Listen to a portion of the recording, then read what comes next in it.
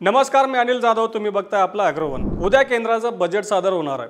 त्याआधी केंद्रीय अर्थमंत्री निर्मला सीतारामन यांनी आज 2023-24चा आर्थिक पाहणी अहवाल सादर केला. या आर्थिक पाहणी अहवालातून शेती आणि शेतकऱ्यांविषयीची डोळे उघडणारी माहिती पुढे आली आहे. गेल्या वर्षभरात शेतीची अवस्था चांगली राहिली नाही. शेती क्षेत्रानं गेल्या 6 वर्षातील नीचांकी कामगिरी केली आहे. गेल्या वर्षी एल निनोमुळे मान्सूनला झालेला उशीर, कमी झालेला पाऊस यामुळे अन्नधान्य उत्पादनात मोठी घट झाली. त्यामुळे देशातील 42.3% जनतेला उपजीविका देणारा आणि देशाच्या जीडीपीमध्ये 18.2% वाटा असणारा कृषी क्षेत्राची जबर पिछेहाट झाली. 2023-24 मध्ये देशाचा कृषी विकास दर 1.4% राहणार असल्याचा अंदाज देशाच्या आर्थिक पाहणी अहवालात व्यक्त करण्यात आला आहे. केंद्रीय अर्थसंकल्पाच्या आदल्या दिवशी आर्थिक सर्वेक्षण अहवाल संसदेत मांडला जातो. हा अहवाल म्हणजे देशाच्या आर्थिक प्रकृतीचा लोखाजोखा असतो. अर्थसंकल्पामध्ये पुढील वर्षात काय करायचे याचे संकल्प किंवा स्वप्नरंजन असतं, पण सरलेल्या वर्षात अर्थव्यवस्थेची कामगिरी काय राहिली याची वस्तुस्थिती आर्थिक सर्वेक्षण अहवालातून समोर येते. सरकारचे धोरणात्मक निर्णय, प्रमुख विकास कार्यक्रमांमधील कामगिरी आणि अर्थव्यवस्थेच्या वाढीच्या संधी आणि शक्यता यांचा तो गोषवारा असतो. एक प्रकारचे सरकारचे ते रिपोर्ट कार्डच असते. देशाचा जीडीपी, वित्तीय तूट, कृषी विकास दर, बेरोजगारीचा दर यासंबंधीची अधिकृत स्थिती या अहवालाच्या माध्यमातून स्पष्ट होते. आता आर्थिक पाहणी अहवालात असं म्हटलंय की सरकार वेगवेगळ्या धोरणांच्या माध्यमातून गेल्या अनेक वर्षांपासून शेतकऱ्यांना मदत देतं. सरकार मोफत किंवा अगदी कमी किमतीत पाणी आणि वीज, करमुक्त उत्पन्न आणि अनुदानित खतं शेतीसाठी पुरवतं. पण अनेकदा परस्पर विरोधी हेतूमुळे केंद्र आणि राज्य सरकारची धोरणं शेतकऱ्यांच्या विरोधात जातात. त्यामुळे मातीचं आरोग्य धोक्यात येतंय. पाणी पातळी कमालीची खालवली आहे. नायट्रस ऑक्साईड उत्सर्जनामुळे नद्यांचं प्रदूषण वाढतंय.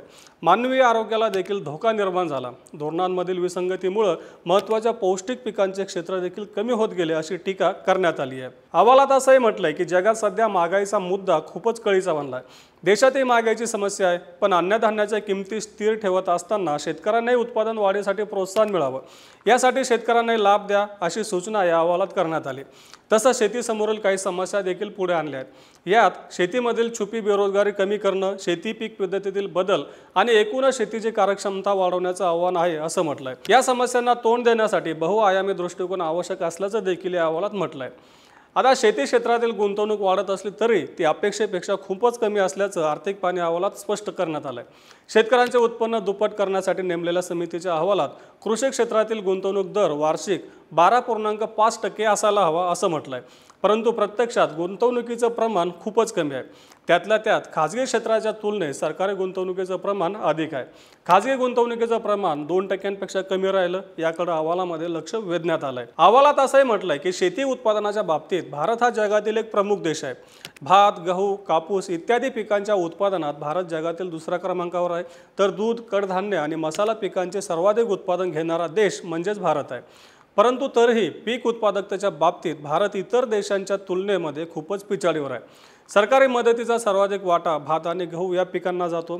तसंच जमिनीचं तुकडीकरण, शेतीमधील तुटपुंजी गुंतवणूक, कृषी यांत्रिकीकरणाचा अभाव, दर्जेदार निविष्ठांचा अपुरा पुरवठा आणि शेतीमालाच्या विक्री व्यवस्थेशी संबंधित तुटपुंजा पायाभूत सुविधा ही कमी उत्पादकतेची कारणं आहेत असं अहवालामध्ये स्पष्ट करण्यात आलं. शेतीच्या कर्ज पुरवठ्यात 2020-21च्या तुलनेत 2023-24 मध्ये 1.5 पट वाढ होऊन तो 20.7 लाख कोटींपर्यंत पोहोचलाय.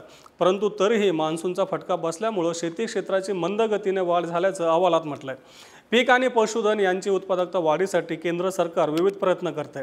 शेतकऱ्यांचे उत्पन्न दुप्पट करण्यासाठी नेमण्यात आलेल्या समितीनं केलेल्या शिफारशींशी सुसंगत उपाययोजना सरकारकडून केल्या जात आहेत असे उद्गार देखील अहवालात काढण्यात आले.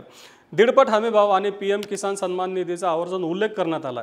गेल्या वर्षीच्या अहवालातही सरकारच्या प्रयत्नांमुळे कृषी क्षेत्रात वाढीचे आणि उत्साहाचे वारे वाहत आहेत अशा शब्दात सरकारची पाठ थोपटण्यात आली होती. चालू आर्थिक वर्षात म्हणजे 2024-25 मध्ये देशाचा आर्थिक विकास दर 6.5 ते 7% राहील असा अंदाज आर्थिक पाहणी अहवालात व्यक्त करण्यात आला.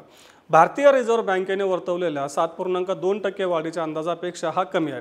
तसंच गेल्या वर्षीच्या तुलनेत आर्थिक विकास दरात घसरण झाली आहे.